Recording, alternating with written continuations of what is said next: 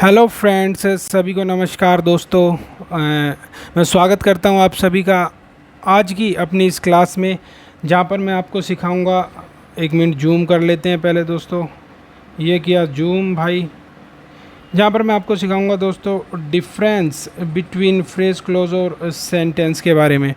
हालांकि पिछली क्लास के अंदर हमने डिस्कस कर लिया था मेरे भाई, पिछली क्लास के अंदर हमने डिस्कस कर लिया था कि क्या डिफरेंस होता है फ्रेज, क्लोज और सेंटेंस के अंदर। फिर भी शायद थोड़ी सी कन्फ्यूज़न बच गई थी। उसी कन्फ्यूज़न को आज ख़त्म करने के लिए और ज़्यादा बेहतरीन तरीके से, ज़्यादा वक्त लूँगा नहीं मैं आपका, 5 मिनट के अंदर समझा के टॉपिक को ख़त्म कर देंगे बहुत ही प्यार से। अब देखो शुरू करते हैं दोस्तों आज के टॉपिक को। मैंने आपको बताया फ्रेज, क्लोज और सेंटेंस, ये तीनों ही अपने आप में क्या हुए, ग्रुप ऑफ वर्ड हुए दोस्तों। क्या हुए, ग्रुप ऑफ वर्ड हुए मेरे भाई। अगर मैं बात करूं फ्रेज़ की तो इसके बाद यहाँ पे भैया, हाँ दोस्तों देखो, अगर बात करें फ्रेज़ की तो ये क्या होगा, ग्रुप ऑफ वर्ड होगा। क्या होगा, ग्रुप ऑफ वर्ड होगा भाई। और सब्जेक्ट वर्ब का कॉम्बिनेशन यहाँ पे क्या होगा, एब्सेंट होगा। ठीक है जी, फ्रेज़ ग्रुप ऑफ वर्ड तो होगा, ग्रुप ऑफ वर्ड तो होगा, और सब्जेक्ट वर्ब का कॉम्बिनेशन क्या होगा, एब्सेंट होगा। इसी तरह कंप्लीट मीनिंग भी इसका नहीं निकलेगा दोस्तों।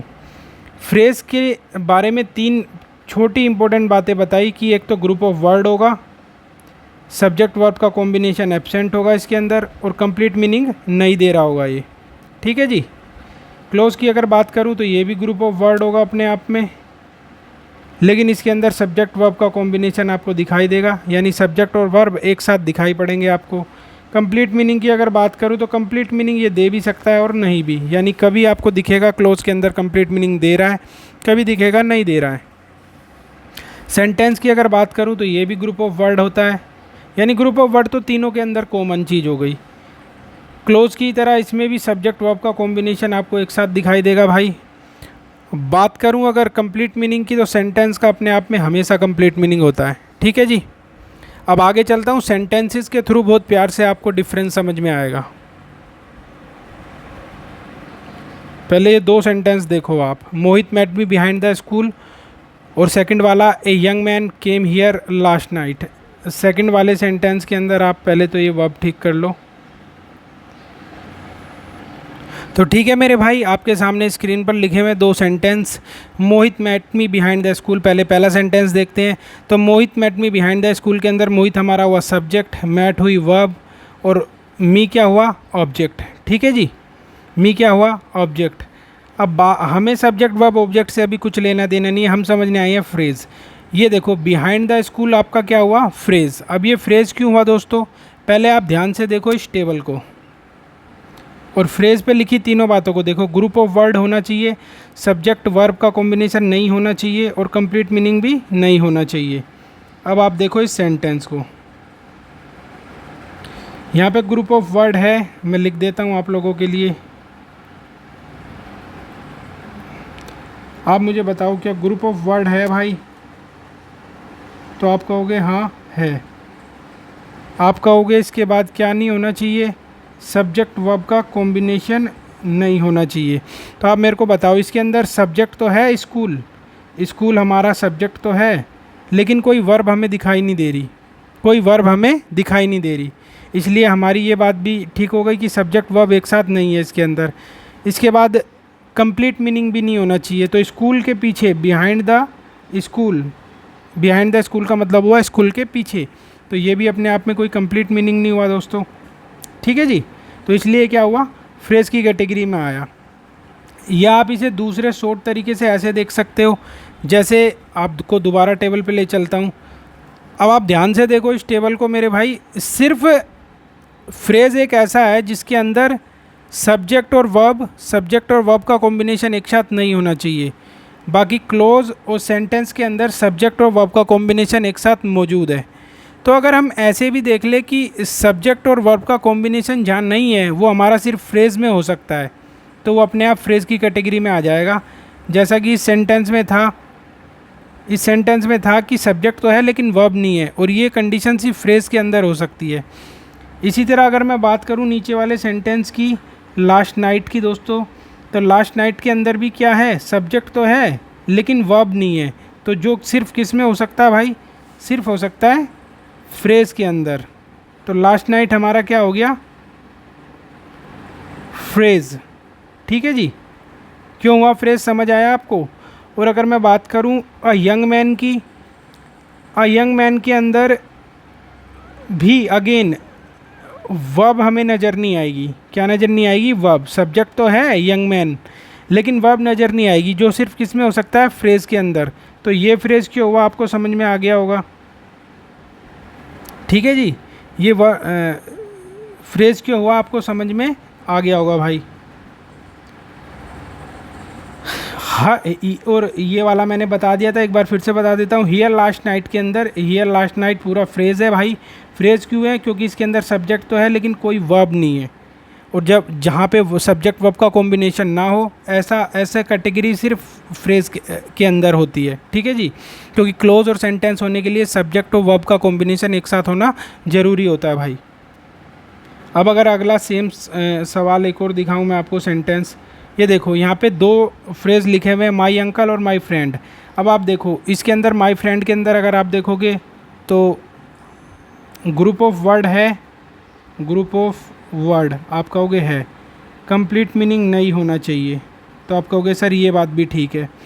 फिर आप कहोगे कि यहाँ पे group of word, complete meaning और सब्जेक्ट वर्ब का कॉम्बिनेशन, सब्जेक्ट वर्ब का कॉम्बिनेशन भी नहीं होना चाहिए। तो आप कहोगे सब्जेक्ट तो है फ्रेंड के रूप में लेकिन वर्ब नहीं है।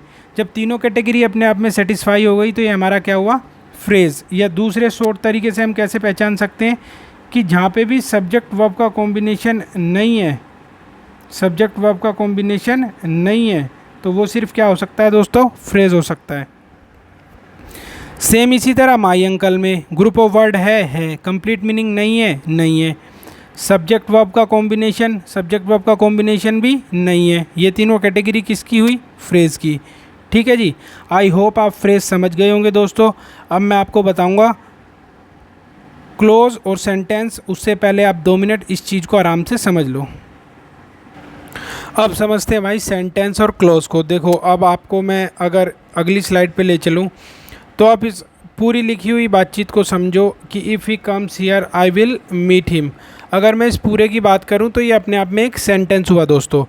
लेकिन अगर मैं इसे 2 हिस्सों में तोड़ दूं, सेंटेंस तो आप जानते ही हो, सेंटेंस इसी तरीके से होते हैं, सेंटेंस में किसी को कोई दिक्कत नहीं है। सेंटेंस हम आगे भी बहुत सारे सीखेंगे। फिलहाल के लिए आप ये समझो अगर मैं इस पूरे को एक साथ पढ़ूं तो ये अपने आप में एक सेंटेंस हुआ। लेकिन अगर मैं इसे 2 हिस्सों में तोड़ने की कोशिश करूँ, जैसा कि मैंने अगली स्लाइड पर किया है, तो अब ये 2 हिस्सों में टूटते ही ये क्या हो गया, 2 क्लोजेस में बढ़ गया। एक तो हुआ मेन क्लोज और एक हुआ सबऑर्डिनेट क्लोज। दोस्तों मेन क्लोज में और सबऑर्डिनेट क्लोज में क्या फ़र्क होता है, मेन क्लोज वो होता है जिसका अपने आप में इंडिपेंडेंटली कंप्लीट मीनिंग निकले। जैसे आई विल मीट हिम, मैं उससे मिलूँगा, तो इसका अपने आप में कंप्लीट मीनिंग है, तो इसलिए क्या है भाई, मेन क्लोज है। लेकिन अगर अपने आप में कंप्लीट मीनिंग ना हो, जैसा कि इफ़ ही कम्स हियर, अगर वो यहाँ आया तो इसका मीनिंग तो है लेकिन अपने आप में इसका कंप्लीट मीनिंग नहीं है दोस्तों, इसलिए क्या हुआ, सबऑर्डिनेट क्लोज हुआ। और क्लोज की अगर मैं बात करूं तो क्लोज होने के लिए क्या होना पड़ता है, ग्रुप ऑफ वर्ड मैंने बताया था तीनों में कॉमन है, चाहे फ्रेज हो, क्लोज हो, सेंटेंस हो। तो फिलहाल बात कर रहे हैं क्लोज की, तो क्लोज के लिए बात करेंगे भाई। पहले इस वाले सेंटेंस को देख लो, आई विल मीट हिम को, तो ग्रुप ऑफ वर्ड होना चाहिए। ग्रुप ऑफ वर्ड्स तो है भाई, एक से ज़्यादा शब्द हैं। सब्जेक्ट वर्ब का कॉम्बिनेशन होना चाहिए, तो सब्जेक्ट आई है और वर्ब विल है, सब्जेक्ट और वर्ब एक साथ आए हैं, ठीक है। और कंप्लीट मीनिंग की अगर बात करें तो दे भी सकता है, नहीं भी। तो आई विल मीट हिम का अपने आप में कंप्लीट मीनिंग है, तो ये तो आपका क्या हो गया, कंप्लीट मीनिंग होने की वजह से मेन क्लोज।